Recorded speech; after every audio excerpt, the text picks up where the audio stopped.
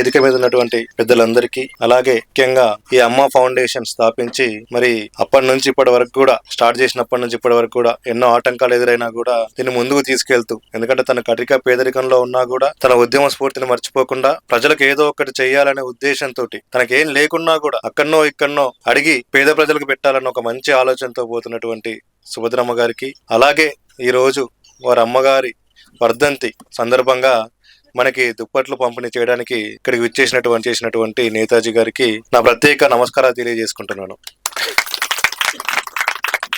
ప్రతి ఒక్కరికి కూడా ఏదో ఒకటి చేయాలని ఉంటుంది. ఎందుకంటే చాలా మందికి సమాజ సేవ చేస్తేనే ఒక గుర్తింపు ఉంటది ఎవరికైనా కూడా.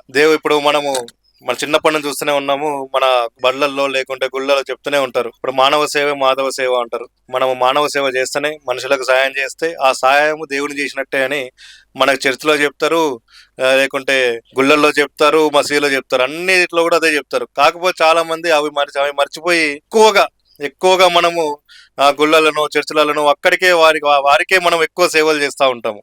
ఆ దేవుడు అది కోరుకోడు. దేవుడు ఏం కోరుకుంటాడు?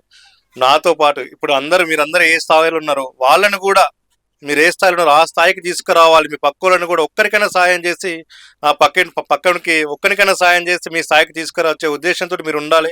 నాకు పెట్టే మొక్కులు ఏవైతున్నాయో, నాకు వేసే సేవలు ఏవైతున్నాయో పక్క వారికి చేయండి. పక్క వారి కోసం బతికితే అందరూ ఈక్వల్గా ఉంటారు, అందరు సమానంగా బతుకుతారని చెప్పే ఉద్దేశంతో దేవుళ్ళు ఏ ఖురాన్ అయినా లేకుంటే ఏ బైబుల్ అయినా ఏదైనా కూడా భగవద్గీత అయినా చెప్తా ఉంటాయి. కానీ అవన్నీ మర్చిపోయి, ముఖ్యంగా మన వాళ్ళందరూ అవి మర్చిపోయి ఏదో విధంగా స్వార్థం పెరిగిపోయి ఎవరికి సాయం చేసుకోకుండా, వాడు ఎదుగుతున్నాడంటే వీడు ఎదుగుతున్నాడంటే వాడిని ఎట్లా తొక్కేయాలి, వీడిని ఎట్లా తొక్కేయాలి, వీనికి సాయం చేయొద్దు వానికి సాయం చేయొద్దు అనే ఉద్దేశంతో చాలా మంది పోతా ఉంటారు. మరి అలాంటి సమాజంలో కూడా ఇప్పుడు మేము ఉన్నామంటూ ఇక్కడ ఉన్నటువంటి చాలా మంది ఏవైతున్నారో వేదిక మీద వారందరూ కూడా ఉద్యమాలు చేసిన వాళ్ళే.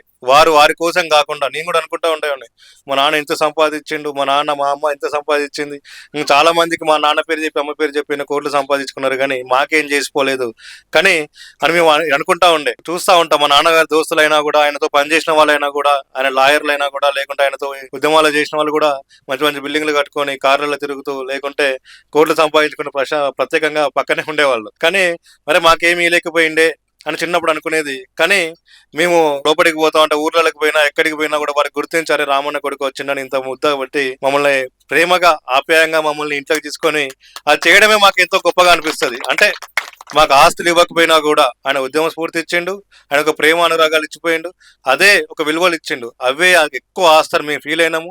అలాగే మా అమ్మగారు కూడా ఆ ఆస్తిని అదే నమ్ముకొని తను కూడా ఎప్పుడైతే రాజకీయాల్లోకి వచ్చినప్పుడు ఇవన్నీ హెల్ప్ అయినాయి. మా నాన్నగారు ఏవైతే మంచి పనులు చేసిర్రో, చాలా మందికి డబ్బులు ఉండొచ్చు, రాజకీయాలు రావాలంటే డబ్బులు కావాలి కంపల్సరీ, కానీ డబ్బులతో పాటు ఒక మంచి పేరు కూడా ఉండాలి, ఒక మంచి ఫౌండేషన్ ఉండాలి, మంచి పునాదులు ఉండాలి. ఆ పునాదులు అనేది మా నాన్నగారు తీసుకొని పోయారు కాబట్టి మా అమ్మగారికైనా మాకైనా ఈ సమాజంలో తిరగడానికి, లేకుంటే మంచి రాజకీయంలో ముందుకు వచ్చే విధంగా ఇవన్నీ తోడ్పడ్డాయి కాబట్టి మేమందరం కూడా ఈ స్థాయిలో ఉన్న, నేనైనా మా అమ్మగారైనా కూడా, మీరు కూడా మీ పిల్లలకి కూడా మీరు ఇవ్వాల్సింది ఏంటంటే మీ యొక్క విలువలు, మీ యొక్క మరి మంచితనమే ఈ సమాజంలో పంచితే ఆ సమాజమే మీ యొక్క పిల్లలను, తర్వాత రాబో తరాలను వారిని సమాజంలో ఒక మంచి భవిష్యత్తు లీడర్లుగా, లేకుంటే ఒక మంచి వ్యక్తులుగా వారిని తీర్చిదిద్ది వారికి ఒక ప్రేమను పంచుతుందని చెప్పేసి ఈ సందర్భంగా తెలియజేస్తూ, ఆ ప్రతి ఒక్కరు కూడా సుభద్రమ్మ గారి వారి అడుగుజాడల్లో, అలాగే ఇక్కడ ఉన్నటువంటి నేతాజీ గారి అడుగుజాడల్లో వారందరినీ కూడా స్ఫూర్తిగా తీసుకొని ప్రతి ఒక్కరు కూడా మనకు అందరికి 100 మందికి 100 మందికి పెట్టేంత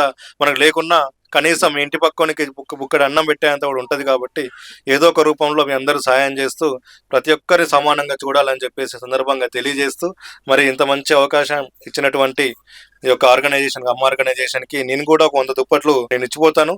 మరి మీ ఆధ్వర్యంలోనే మీరు ఒక 100 మందికి నేనైతే పంచవలసిందిగా నేను కోరుకుంటూ, ఈ యొక్క మంచి అవకాశం ఇచ్చిన ప్రతి ఒక్కరికి ధన్యవాదాలు తెలియకుంటూ వందనాలు.